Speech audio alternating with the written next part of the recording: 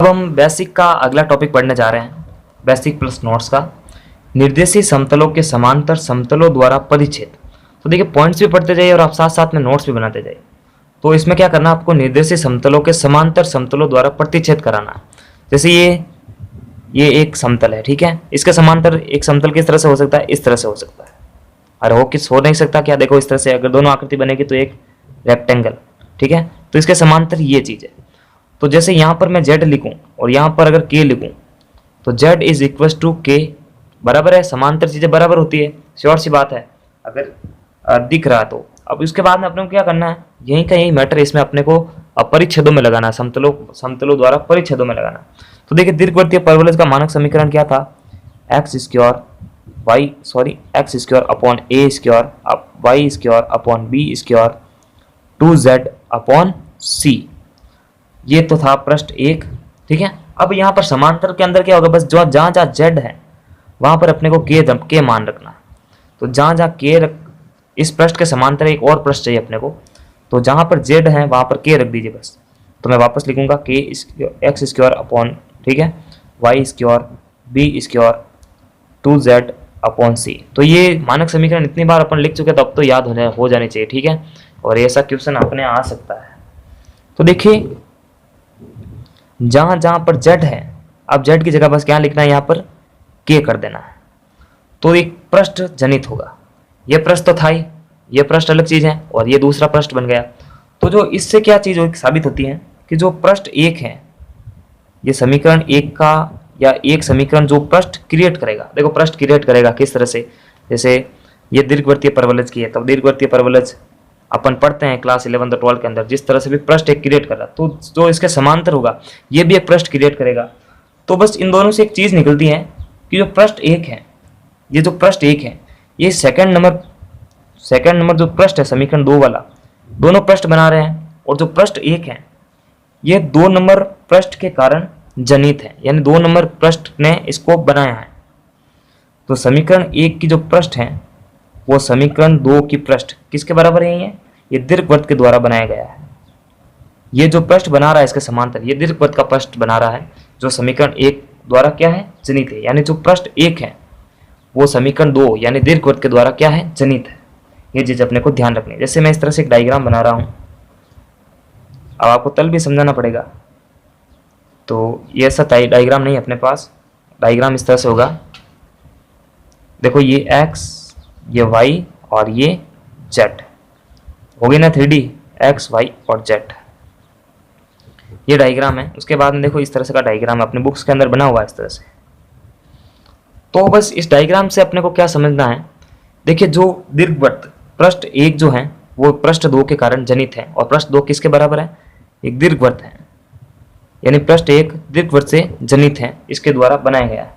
अब जो तल बनेगा ना, ये तल जो भी तल आएगा वो x, यहाँ पर o x o y के समांतर आएगा, और इसका केंद्र क्या होगा, देखिए z की जगह आपने k रखा है, तो x और y तो क्या हो गया, 0 0 हो गया, तो 0 0 k।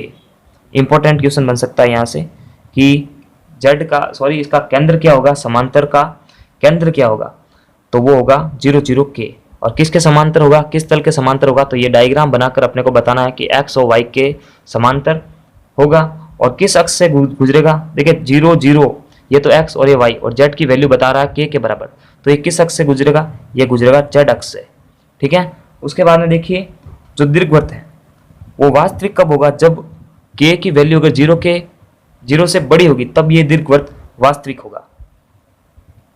होगा। और दीर्घवृत्त के अक्ष यानी अर्ध अक्ष का जो अर्ध अक्ष किसके बराबर होंगे, अर्ध जो अक्ष है आधे अक्ष ये इसके बराबर होंगे a√2k अपॉन c, और b जो अर्ध अक्ष होगा वो होगा, बस a की जगह b रखना है, बाकी फॉर्मूला वही है 2k अपॉन c।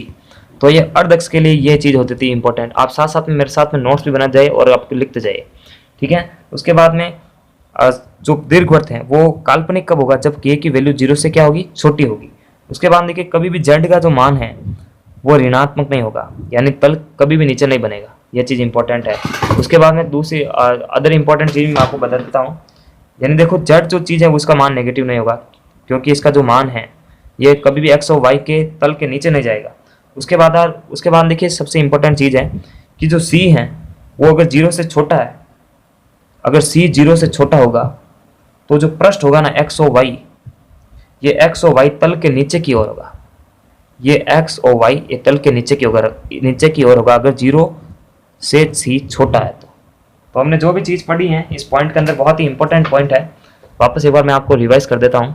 करना कुछ नहीं है अपने को, बस समनिर्देशित समतलों के समांतर प्रतिच्छेद कराना। तो एक तो पृष्ठ अपने को पता है, इसके समांतर पृष्ठ कब होता है मैंने ये बेसिक बताया था, बस जेड के बराबर के रख दिया तो 2 नंबर इक्वेशन बनी।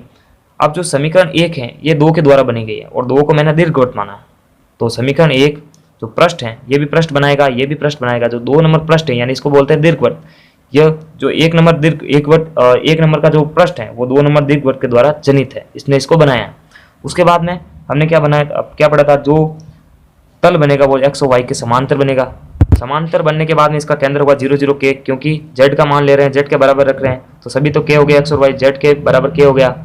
और किस अक्ष से गुजरेगा, तो यहाँ पर एक्स की वैल्यू नहीं दे रखी है, वाई की वैल्यू नहीं देख रही, लेकिन जेड के बराबर के माना है तो ये जेड अक्ष है और इसके पास से गुजरेगा या इस ओर से गुजरेगा। उसके बाद में अगर दीर्घवृत्त की वैल्यू वास्तविक तब होगी जब के का मान, ये देखो ऐसे क्वेश्चन आ सकते हैं अपने 1 मार्क्स के कि के की वैल्यू अगर 0 से बड़ी तो दीर्घवृत्त का मान वास्तविक होगा। अर्धअक्ष का फॉर्मूला क्या है, ए रूट कोष्टक में 2k/c, और जब b के लिए बात आएगी तो बस a की जगह b लिखना है। उसके बाद में अगर 0 से छोटा है k का मान तो ये हो गया काल्पनिक। z का मान कभी भी नेगेटिव नहीं होगा, x और y के तल के नीचे कभी नहीं आएगा ये। अगर 0 की वैल्यू 0 जो है c से बड़ा होगा तो x और y के नीचे ये तल बनेगा, यानी इस तरह से। ठीक है, आप बना सकते हैं इस तरह से, ये c की वैल्यू पर डिपेंड करता है c। ठीक है, तो इस तरह से ये टॉपिक जो है पूरा हो जाता है। तो इंपॉर्टेंट नोट्स इसमें से आप बना सकते हैं एमडीएस यूनिवर्सिटी के लिए। तब तक के लिए लाइक सब्सक्राइब एंड शेयर और बैक टू बैक सारे वीडियो देखते रहिए। नमस्कार।